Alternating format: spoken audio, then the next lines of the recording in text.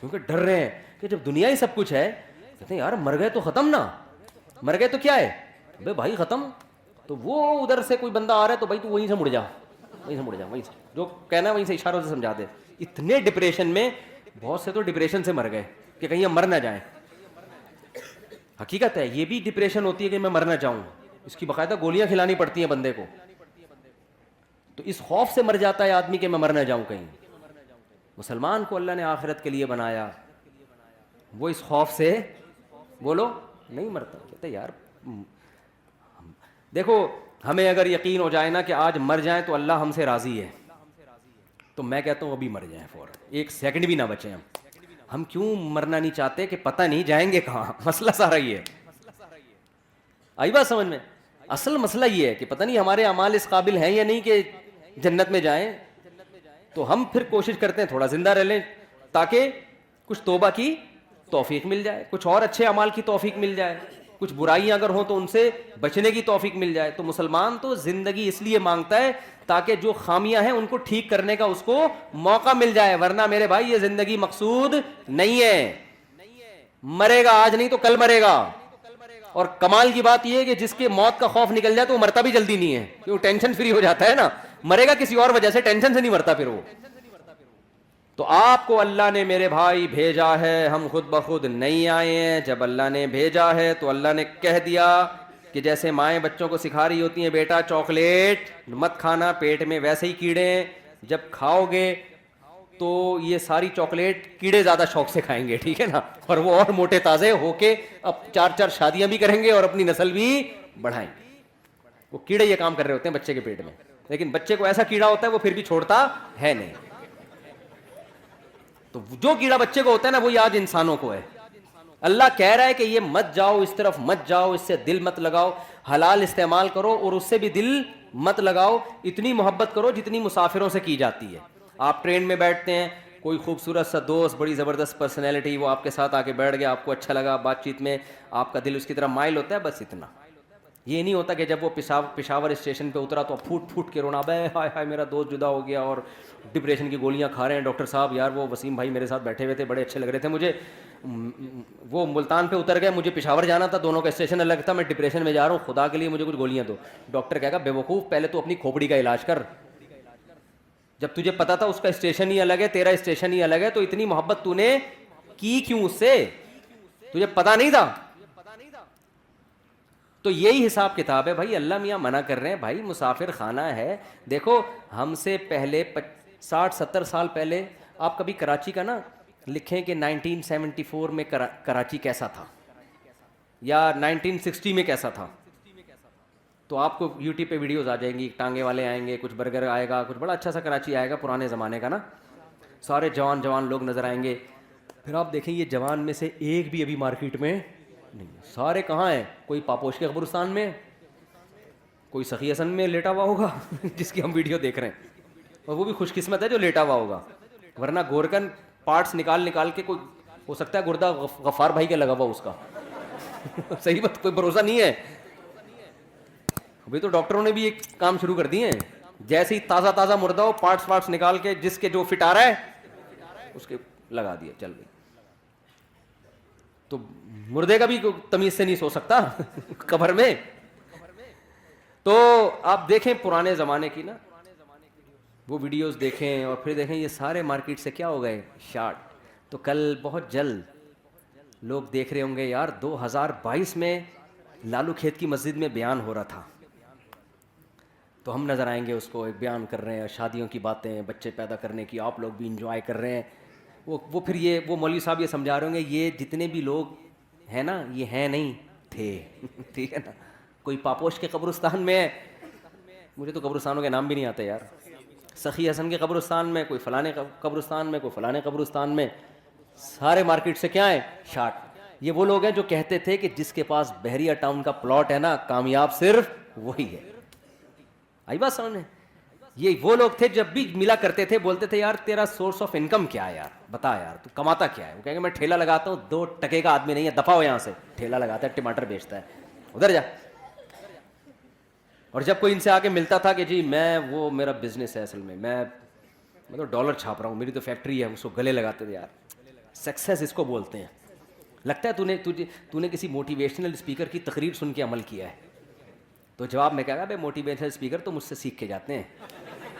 जैसे मैं कहीं बैठा हुआ था ना मस्जिद में, मैंने तीसरी शादी की थी उस वक्त मादरत के साथ. तो कुछ लड़के बैठे हुए थे, मादरत इसलिए कि लोगों की एक एक नहीं हो रही, फिर वो बहुत शर्मिंदा होते हैं ऐसी बातें सुन के ना. तो मैं मादरत कर लेता हूँ एहतियातन. मैं बैठा हुआ था ना, तो लड़के मेरे सामने तो बात करते नहीं. जब मैंने तीसरी की ना, तो कुछ लड़के ना मस्जिद के सहन में बैठे हुए, उन्हीं में एक ऐसा बंदा बैठा हुआ जो मेरा रिलेटिव था. उन लड़कों को नहीं पता था कि ये मेरा जानने वाला है. अब फ्री होके बात कर रहे हैं, आपस में बात कर रहे हैं, भाई यार ये मौलवी साहब जो है, मुफ्ती साहब कौन सी हकीम से दवाएं लेते हैं यार, ये खाते क्या हैं यार, तीसरी शादी कर ली इन्होंने यार. दूसरा कहता है, अबे हकीम खुद इनसे दवाएं लेके जाते हैं. देखा यार, फेंके जा रहे हैं, फेंकते यार. तो 4 शादियों के लिए ना कोई बहुत पावर की ज़रूरत, जो रोटी खा रहे हो ना ये काफ़ी है.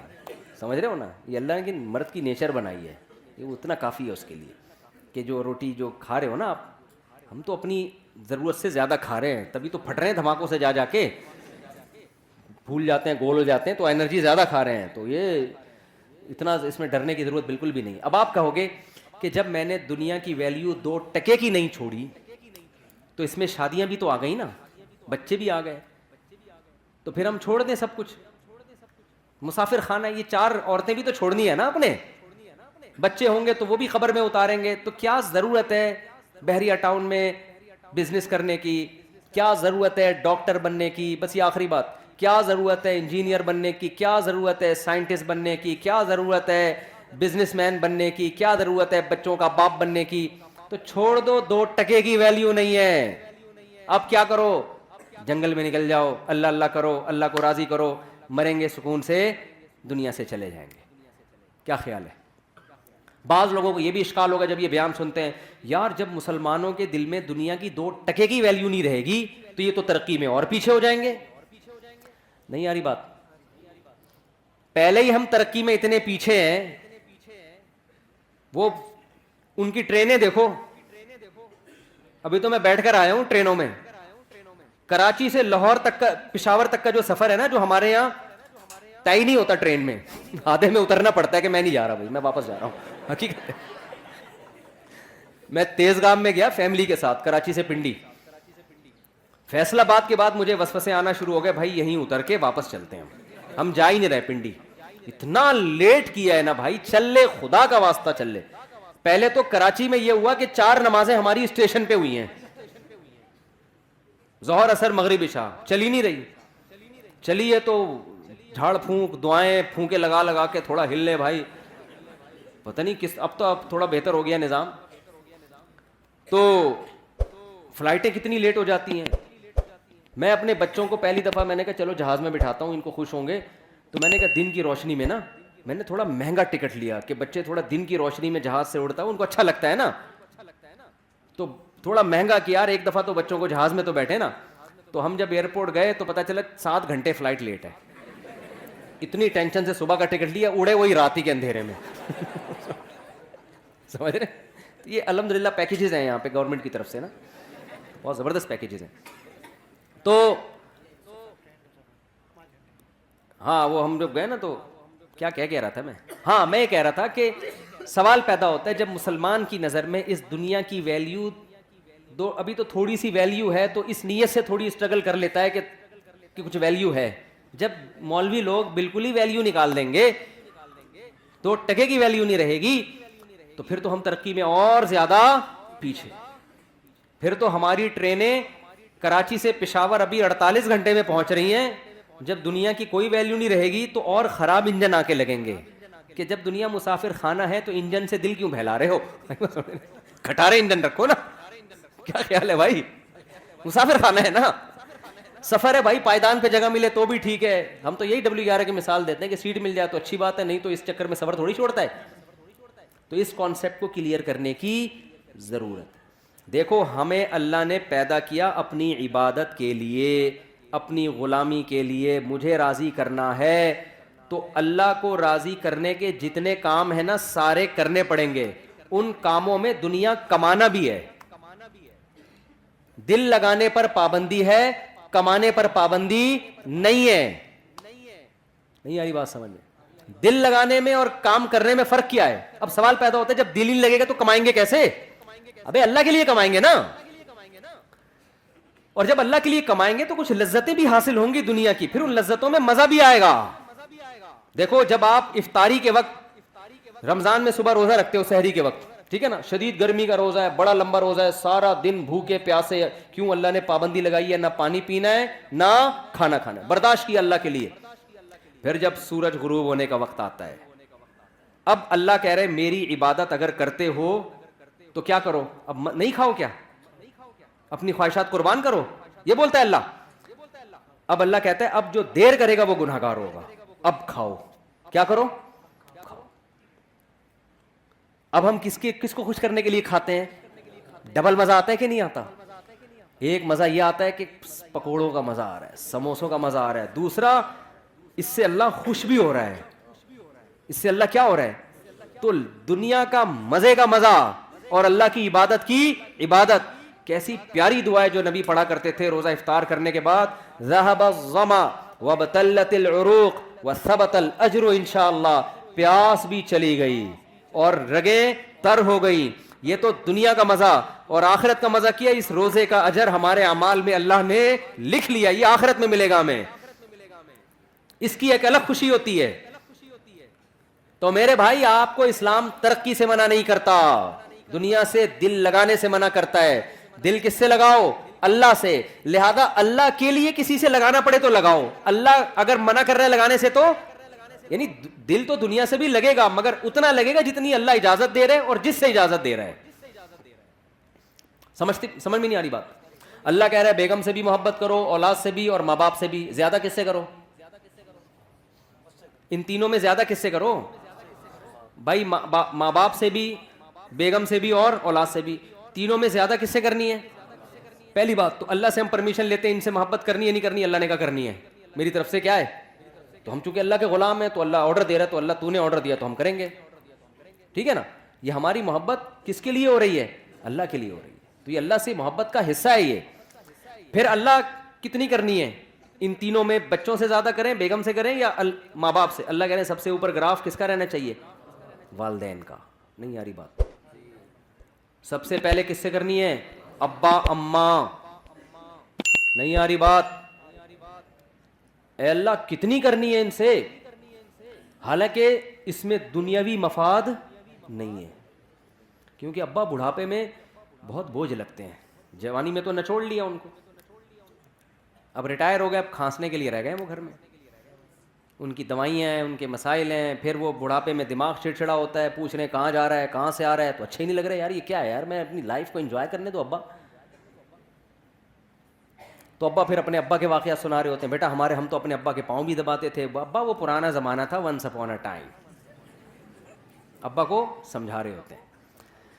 تو اللہ میاں نے کہا کہ جیسے افطاری میں تمہیں سموسے سے دل بہلانے کی اجازت ہے، سموسا اچھا لگ رہا ہے، میری طرف سے کوئی پابندی نہیں ہے، لگے کھاؤ بھی۔ تو اللہ میاں نے کہا کہ کچھ چیزیں ایسی ہیں جو تمہیں اچھی لگیں تو میں نے کوئی پابندی نہیں لگائی، جتنی لگ رہی ہیں اور زیادہ اچھی لگنا شروع ہو جائیں، بشرطے کہ اللہ سے آگے نہ نکالو ان کو۔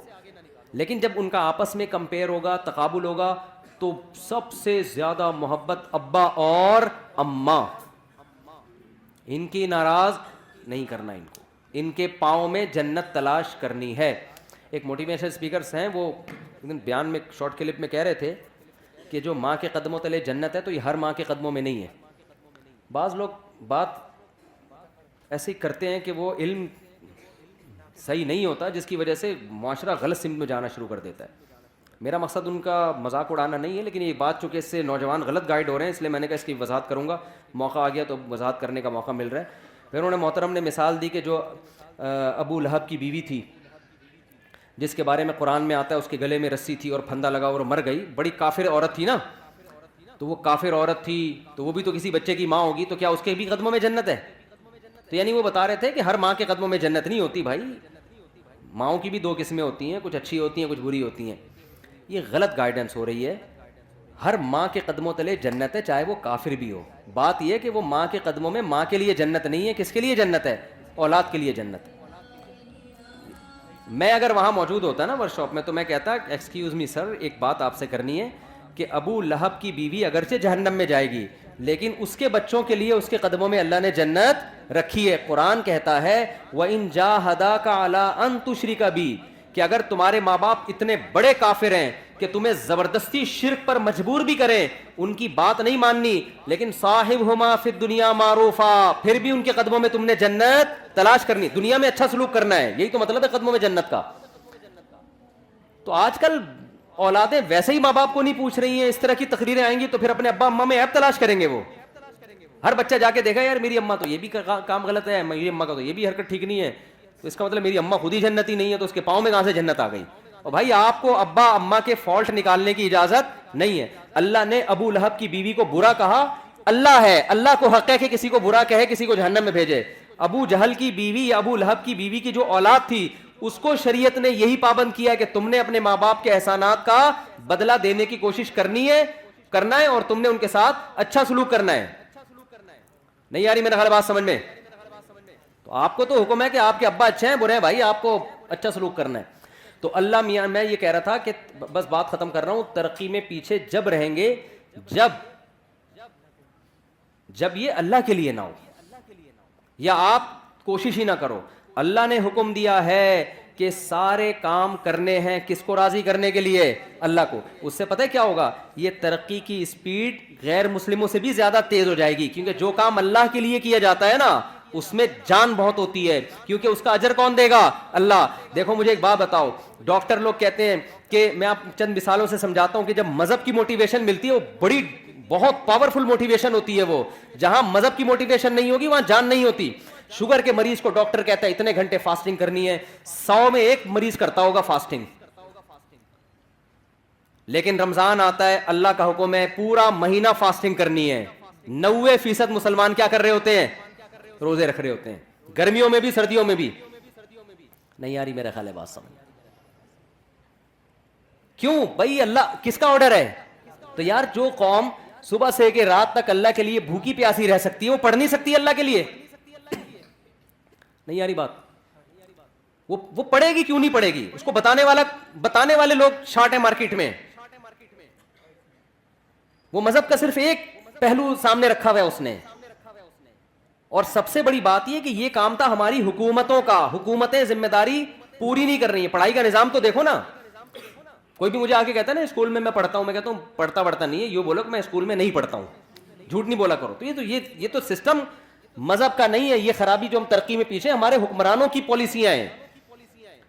ورنہ میں کے پی کے گیا ہوں نا, وہاں دین اور مذہب زیادہ ہے, وہاں ایجوکیشن کے ریشو پورے پاکستان میں سب سے زیادہ ہے, پورے پاکستان میں.